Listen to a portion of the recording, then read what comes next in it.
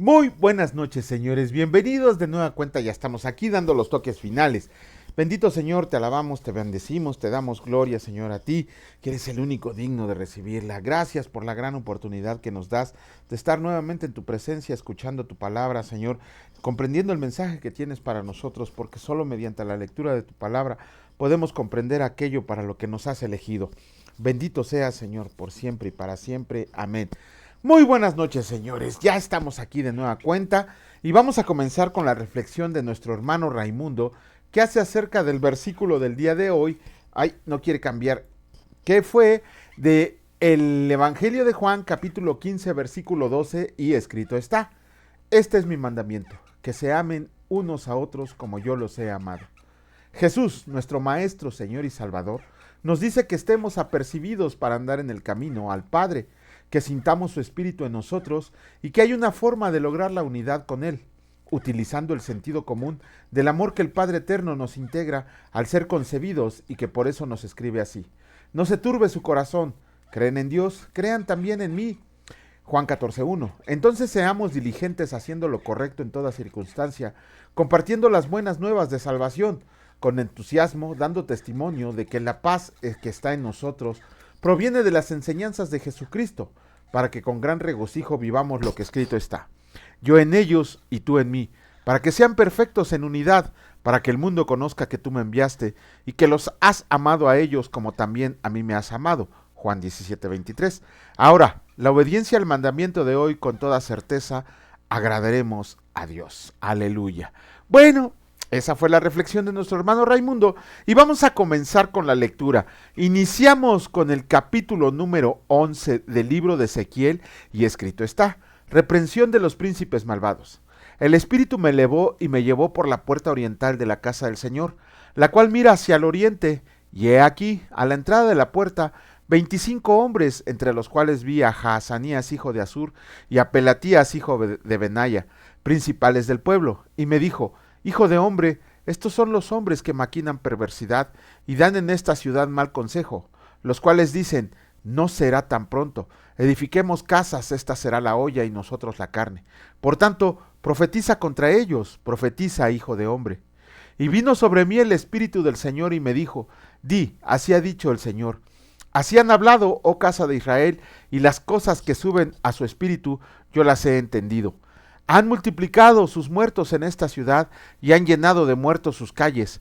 Por tanto, así ha dicho Dios el Señor: Sus muertos que han puesto en medio de ella, ellos son la carne y ella es la olla. Mas yo los sacaré a ustedes de en medio de ella. Espada han temido y espada traeré sobre ustedes, dice Dios el Señor, y los sacaré de en medio de ella y los entregaré en mano de extraños. Y haré juicios entre ustedes, a espada caerán.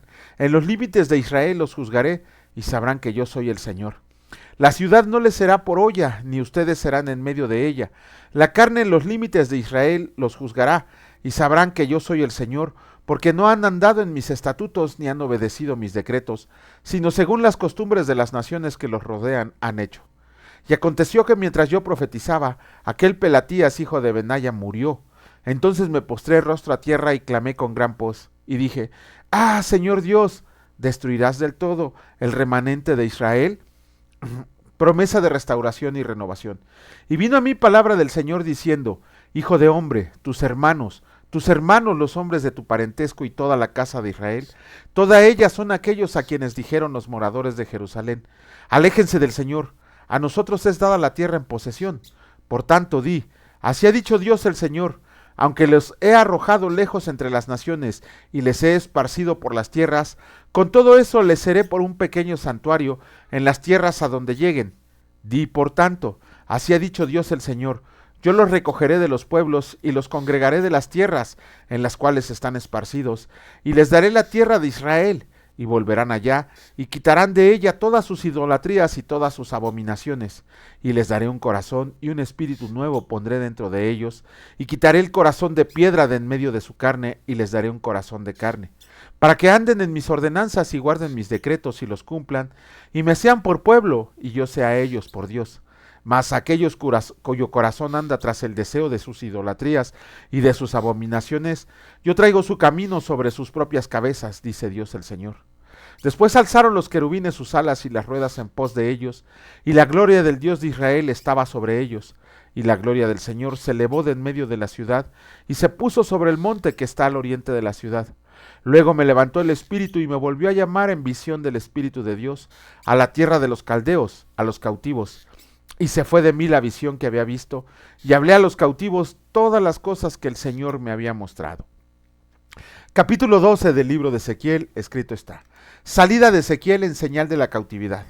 Vino a mí palabra del Señor diciendo: Hijo de hombre, tú habitas en medio de casa rebelde, los cuales tienen ojos para ver y no ven, tienen oídos para oír y no oyen, porque son casa rebelde.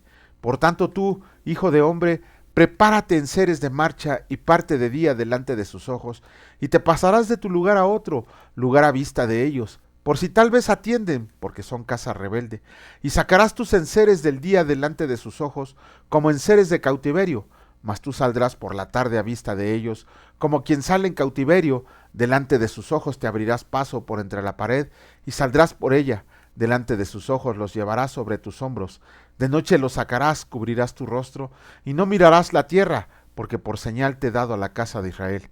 Y yo hice así como me fue mandado, saqué mis enseres de día como enseres de cautiverio, y a la tarde me abrí paso por entre la pared con mi propia mano. Salí de noche y los llevé sobre los hombros a vista de ellos. Y vino a mí palabra del Señor por la mañana diciendo: Hijo de hombre, ¿no te ha dicho la casa de Israel, aquella casa rebelde, qué haces? Diles, así ha dicho Dios el Señor. Esta profecía se refiere al príncipe en Jerusalén y a toda la casa de Israel que está en medio de ella. Diles, yo soy su señal, como yo hice, así se hará con ustedes. Partirán al desierto, en cautividad, y al príncipe que está en medio de ellos llevaré a cuestas de noche. Y saldrán por la pared, abrirán paso para sacarlo por ella, cubrirá su rostro para no ver con sus ojos la tierra. Mas yo extenderé mi red sobre él, y caeré preso en mi trampa, y haré llevarlo a Babilonia, a tierra de caldeos, pero no la verá, y allí morirá. Y a todos los que estuvieran alrededor de él para ayudarlo, y a todas sus tropas, esparciré a todos los vientos, y desenvainaré espada en pos de ellos, y sabrán que yo soy el Señor, cuando les esparciere entre las naciones, y los dispersaré por la tierra, y haré que unos pocos de ellos escapen de la espada, del hambre y de la peste, para que cuenten todas sus abominaciones entre las naciones a donde lleguen, y sabrán que yo soy el Señor. Vino a mí palabra del Señor diciendo: Hijo de hombre, come tu pan con temblor, y bebe tu agua con estremecimiento y con ansiedad, y di al pueblo de la tierra: así ha dicho Dios el Señor sobre los moradores de Jerusalén, y sobre la tierra de Israel: su pan comerán con temor, y con espanto beberán su agua, porque su tierra será despojada de su plenitud, por la maldad de todos los que en ella moran, y las ciudades habitadas quedarán desiertas, y la tierra será asolada, y sabrán que yo soy el Señor. Vino a mí palabra del Señor diciendo: Hijo de hombre, ¿qué refrán es este que tienen ustedes en la tierra de Israel, que dice: se van prolongando los días y desaparecerá toda visión? Diles por tanto, así ha dicho Dios el Señor: haré cesar este refrán, y no repetirán más este refrán de Israel.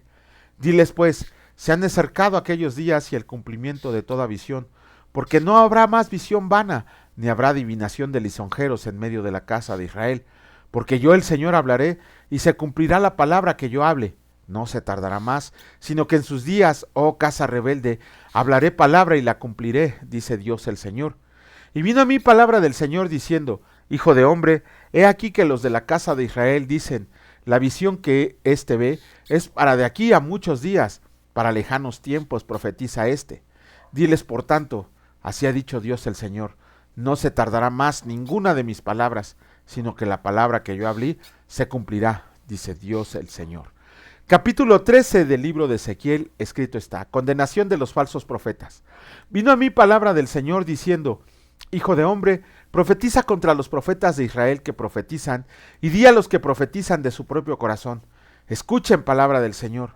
Así ha dicho Dios el Señor: ay de los profetas insensatos que andan en pos de su propio espíritu y nada han visto. Como zorras en los desiertos fueron tus profetas, oh Israel. No han subido a las brechas ni han edificado un muro alrededor de la casa de Israel, para que resista firme en la batalla en el día del Señor. Vieron vanidad y adivinación mentirosa. Dicen: ha dicho el Señor, y el Señor no los envió. Con todo, esperan que Él confirme la palabra de ellos. ¿No han visto visión vana y no han dicho adivinación mentirosa? Pues ¿qué dicen? Dijo el Señor, no habiendo yo hablado. Por tanto, así ha dicho Dios el Señor, por cuanto ustedes han hablado vanidad y han visto mentira, por tanto, he aquí yo estoy contra ustedes, dice Dios el Señor. Estará mi mano contra los profetas que ven vanidad y adivinan mentiras. No estarán en la congregación de mi pueblo, ni serán inscritos en el libro de la casa de Israel, ni a la tierra de Israel volverán, y sabrán que yo soy el Dios el Señor. Si por cuanto engañaron a mi pueblo diciendo paz, no habiendo paz, y uno edificaba la pared, y he aquí que los otros la recubrían con lodo suelto, di a los recubridores con lodo suelto que caerá, vendrá lluvia torrencial y enviaré piedras de granizo que la hagan caer, y viento tempestuoso la romperá, y he aquí cuando la pared haya caído, no les dirán, ¿dónde está la embarradura con que la recubrieron?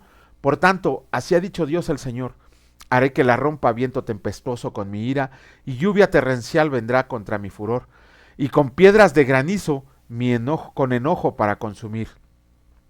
Así desbarataré la pared que ustedes recubrieron con lodo suelto, y la echaré a tierra, y será descubierto su cimiento, y caerá, y serán consumidos en medio de ella, y sabrán que yo soy el Señor. Cumpliré así mi furor en la pared, y en los que la recubrieron con lodo suelto, y les diré, no existe la pared ni los que la recubrieron. Los profetas de Israel que profetizan acerca de Jerusalén, y ven para ella visión de paz, no habiendo paz, dice Dios el Señor.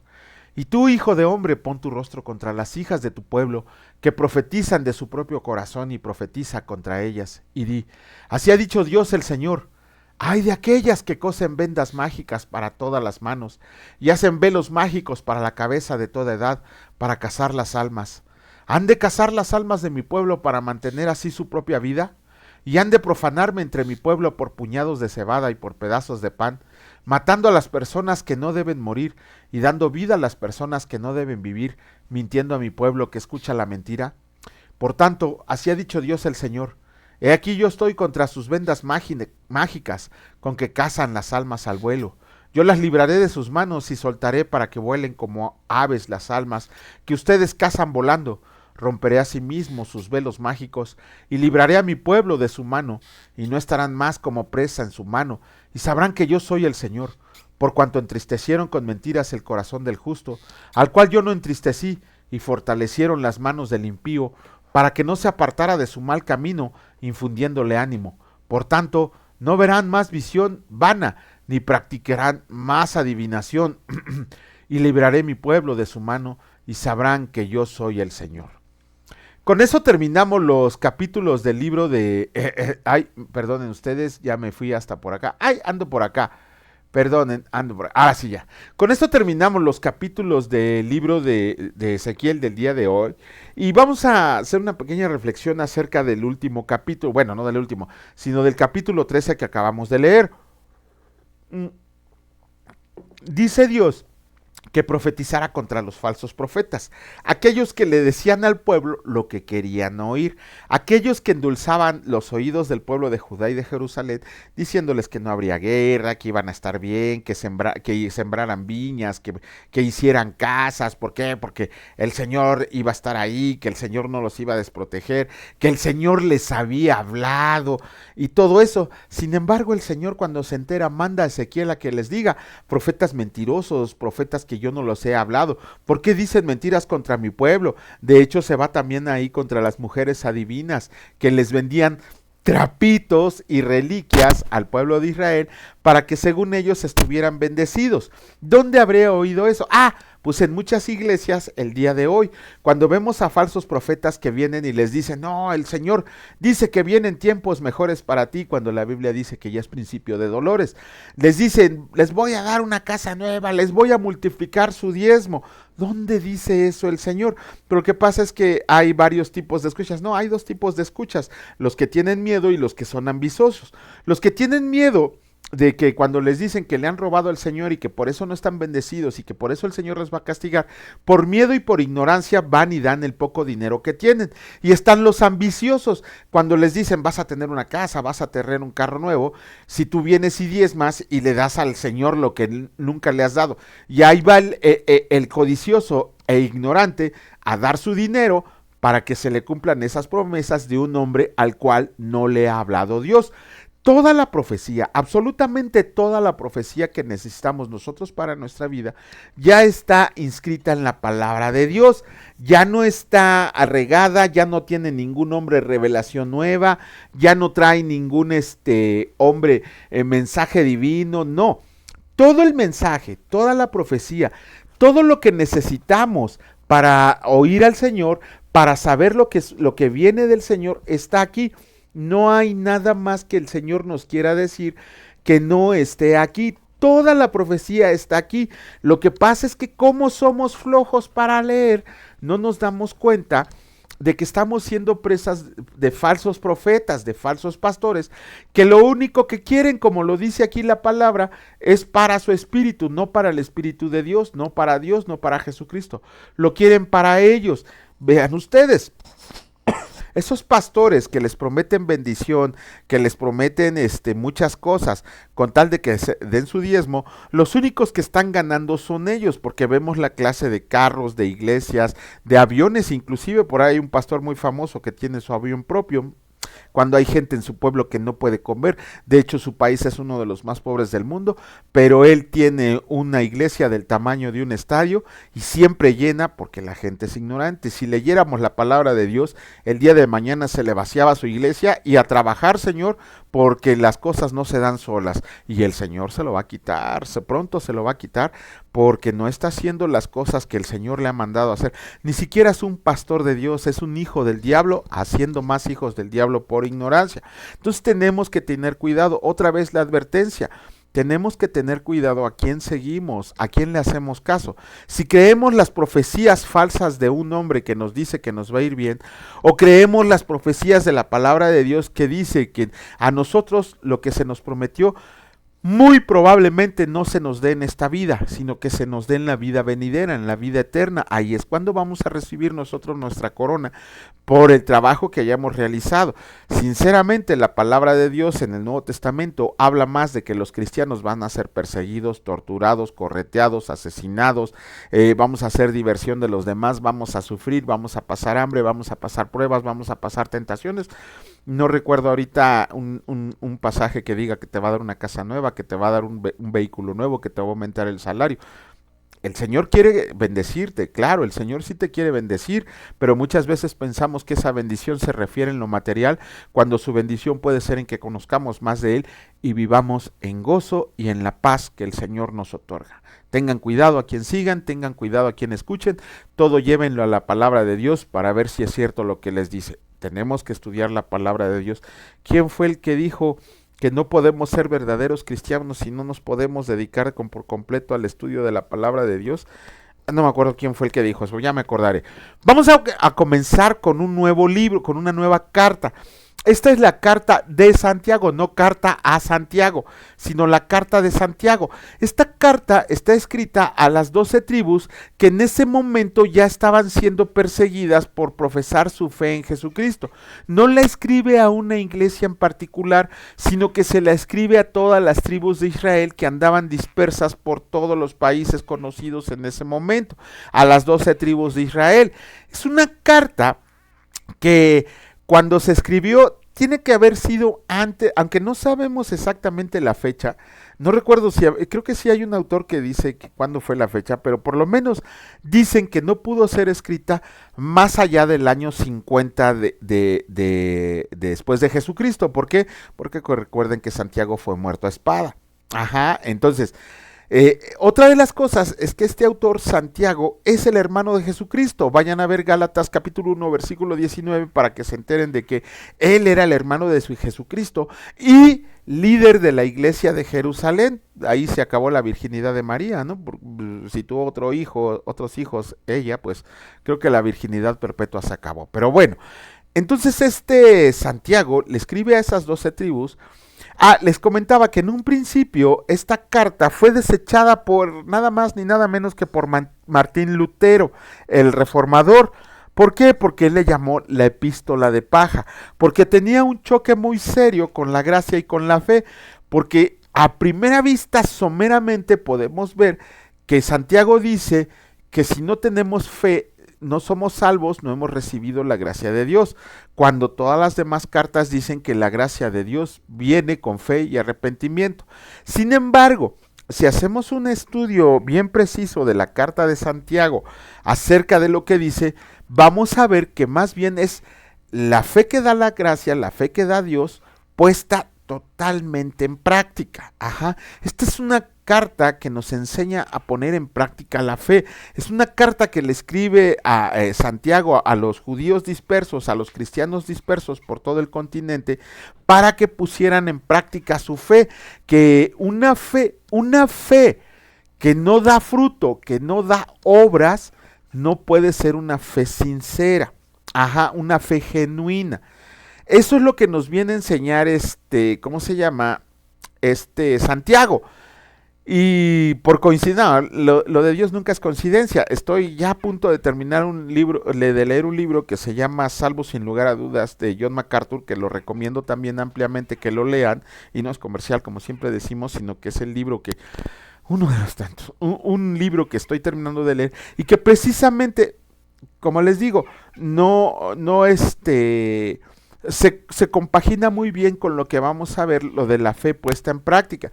Y dice John MacArthur, el autor, en este libro, que también la fe, una de las muestras de que eres salvo es que tu fe está produciendo obras que el Señor preparó de antemano y que está dando fruto. La manera en que Santiago trata a la fe en esta carta es que nos va a enseñar que la fe soporta pruebas, que la fe verdadera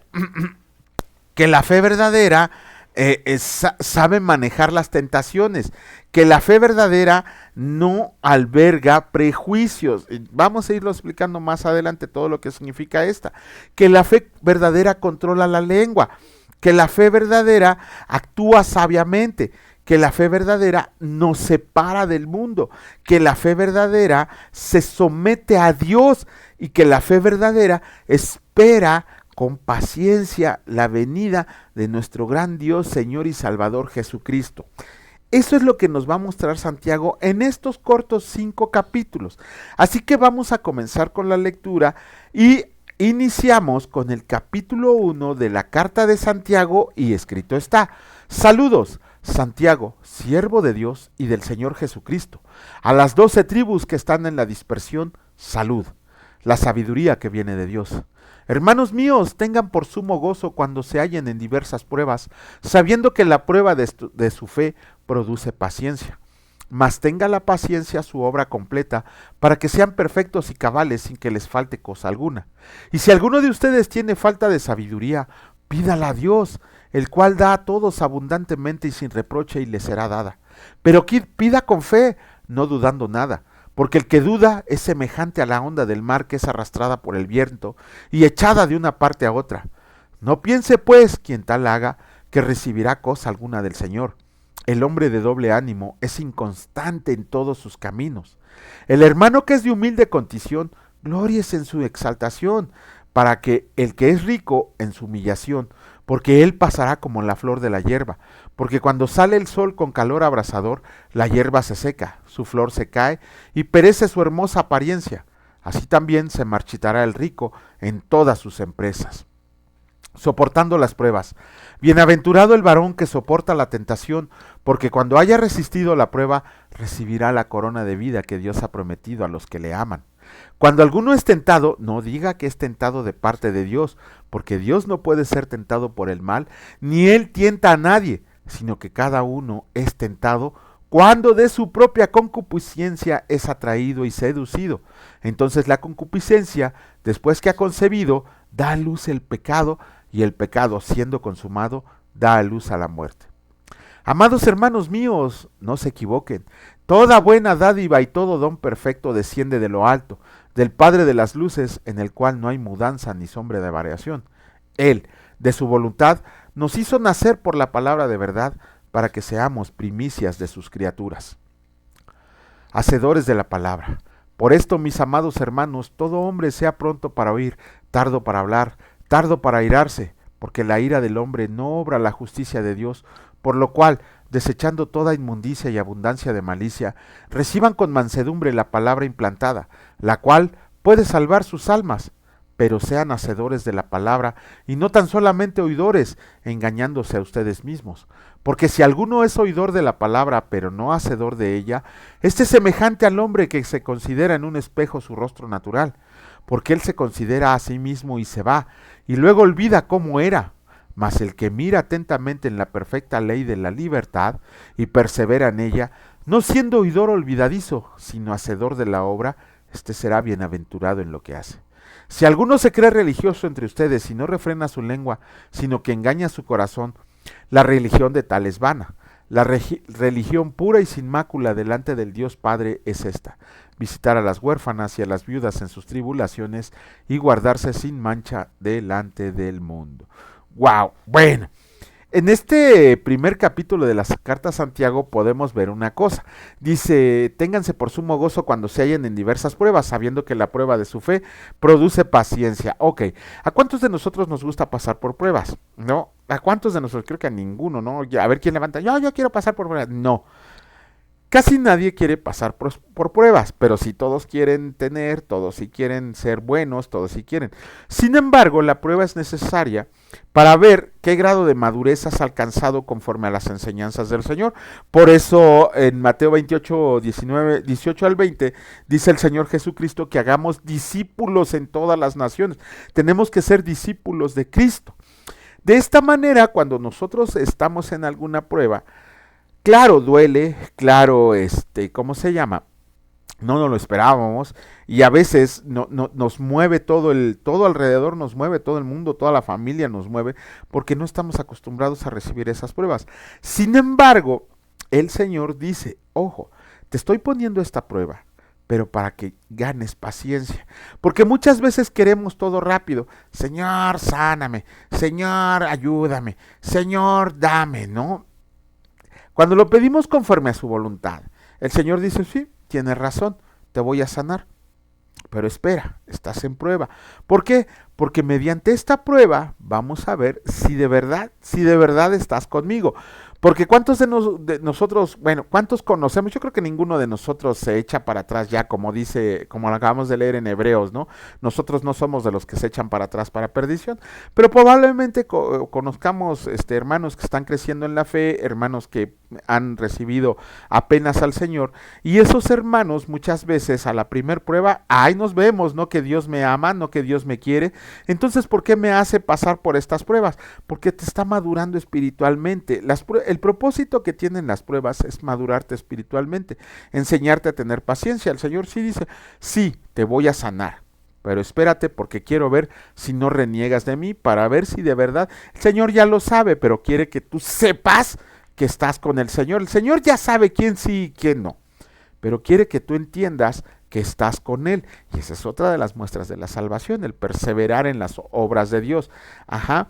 Entonces, cuando estamos malos, nos sentimos todos agobiados, pero confiamos en el Señor. ¿Por qué? Porque le decimos, Señor, si es tu voluntad que me sane, tú sabrás cuándo y cómo. Señor, si es tu voluntad que esta enfermedad sea para tu gloria, pues aquí estoy, Señor, porque a final de cuentas sé dónde voy. Pero casi nadie la soporta, ¿por qué? Y entonces por eso están prueba tras prueba tras prueba, porque la van reprobando. Cuando tú conoces la palabra de Dios, cuando ya estás puesto para todo lo demás, cuando tú ya comprendes que le perteneces al Señor, que su gozo, su paz, su alegría está contigo, entonces cualquier cosa que te sobrevenga de repente, claro, te va a sacar de onda, te va a sacar de quicio, te va a desesperar. Sin embargo, tenemos que comprender muy bien que el Señor no lo hace para, ¿cómo se llama? Para burlarse de ti, ni nada de esa naturaleza. El Señor lo hace para producir en ti una madurez y un crecimiento espiritual, y aparte que tengas paciencia. La paciencia es una de las virtudes. De hecho, lo vamos a ver ahora que leamos las cartas de Pedro. Vamos a leer cómo la paciencia es una gran virtud. Y aquí viene el otro, en el versículo 22, pero sean hacedores de la palabra y no tan solamente oidores, engañándose a ustedes mismos. Ok. ¿Qué pasa cuando nosotros pensamos interiormente? Yo ya soy de Cristo, yo ya estoy bien, y los demás pues ahí a ver cómo le hacen, ¿no? Yo estoy bien en mi cabezota, yo sé que pertenezco a Cristo. Y luego cuando lo declaramos, yo soy de Cristo, y me valen los demás, me vale el mundo, yo ya le pertenezco al Señor. y no me interesa, yo ya soy salvo, yo ya soy sano y estoy con mi Señor. ¿Qué pasa con ese dos tipos de fe, la fe intelectual y la fe verbal? Que no está acompañada de la fe en acción, como lo dice esta carta a Santiago. Si yo de verdad tengo fe, si yo de verdad soy un discípulo de Jesucristo, por lo menos, y fíjense bien lo que dice Mateo 28, 18 al 20. Primero que nada, vayan a todo el mundo a compartir el evangelio. Dice, y lo dice muy claramente la palabra de Dios, y son palabras de Jesucristo, no son palabras del apóstol Pablo, del apóstol Pedro, del apóstol Juan, son palabras de Jesucristo, cuando Jesucristo le dice claramente a sus apóstoles, seguidores y discípulos: vayan y bauticen en el nombre del Padre, del Hijo y del Espíritu Santo, para que no se dejen llevar por la nueva corriente de que solamente en el nombre de Jesús se debe de bautizar, citando el libro de Hechos, de que dice Pablo que solamente en ese nombre. Entonces vale más Pablo que Jesucristo, cuando Jesucristo dice claramente en Mateo 28, 18 al 20, que bauticemos en el nombre del Padre, del Hijo y del Espíritu Santo, y que además hagamos discípulos en las naciones. Por lo menos eso tendríamos que hacer. Aquí valdría hacer la reflexión de cuántos de nosotros hemos compartido el evangelio. Eso lo tienen que responder ustedes. ¿Cuántos de nosotros, y como que va aumentando el grado de dificultad, cuántos de nosotros hemos bautizado a otras personas? ¿Quién de ustedes, nuestros escuchas, ha bautizado a alguien más? Para bautizar no necesita ser pastor, no necesita ser apóstol, no necesita ser predicador, no necesita ser maestro, no necesita ser ¿cómo se llama? El profeta. No, para bautizar simplemente tienes que ser hijo de Dios. Tienes que haber recibido al Señor Jesucristo, tienes que volverte en discípulo de Jesucristo. La palabra de Dios no dice, no, tú no puedes bautizar porque, ¿cómo se llama? Tú no eres pastor. No. Cualquiera de nosotros que ha recibido a Jesucristo en su corazón y está consciente de lo que ha recibido y ha sido renovado espiritualmente, puede bautizar. Ya algún día tocaremos el tema del bautismo, a ver si el próximo año, para que comprendamos que la obligación de cada uno de nosotros es bautizar a los que reciben la palabra de Cristo, como lo hizo Felipe el diácono con el etíope, ¿no? Que lo bautizó en un charquito de agua, ni siquiera necesitó un río o un mar, un charquito de agua y lo bautizó, pero no lo comprendemos porque no leemos. Esas son las obras que la fe produce. Cuando tenemos fe y arrepentimiento genuino y sincero, y somos renovados espiritualmente, ni pruebas, ni tentaciones, ni presiones, ni sufrimientos nos pueden separar del amor de Cristo, como lo dice Pablo en Romanos, sino que ya esa fe verbal que confesamos ser hijos de Dios, ese asertimiento mental que nos hace saber que somos salvos por medio de la gracia de Dios, se va a completar con la fe puesta en obras mientras estemos en este mundo, porque no sea que 5 minutos antes de morir nos vaya a mandar a rendir cuentas al Señor y ya nos dé tiempo de producir obras. Pero mientras estemos en este mundo tenemos que dar muestra de que nuestra regeneración espiritual ha producido obras y fruto para beneficio del reino. Eso es lo que nos quiere decir Santiago el día de hoy en la carta que acabamos de leer. Pero bueno, ando por acá. Bueno, mañana lo hacemos. Bendito Señor, te alabamos y te bendecimos, te damos gracias, porque conforme avanzamos en la lectura de tu palabra nos vas mostrando todos los misterios, todas las verdades que tenías ocultas de nuestra mente y de nuestros ojos, que nos vas quitando el velo espiritual para que comprendamos, Señor, todo lo que estamos llamados a hacer y todo lo que hemos recibido por pura gracia, Señor. Bendito seas porque tu amor se refleja en cada uno de nuestros actos, Señor, y que pretendemos volvernos como lo fue tu Hijo Jesucristo, y que te agradecemos por nos dar la oportunidad de ser cada día mejores, porque tú así lo has dispuesto por medio de la lectura de tu palabra. Gracias, bendito Señor, en el precioso nombre de mi Señor y Salvador Cristo Jesús. Bendito sean por siempre y para siempre. Amén. Que Dios les bendiga, señores, y si Dios lo permite, nos vemos el día de mañana. Que la gracia y la paz de Jesucristo reinen en sus corazones. Que descansen. Hasta mañana.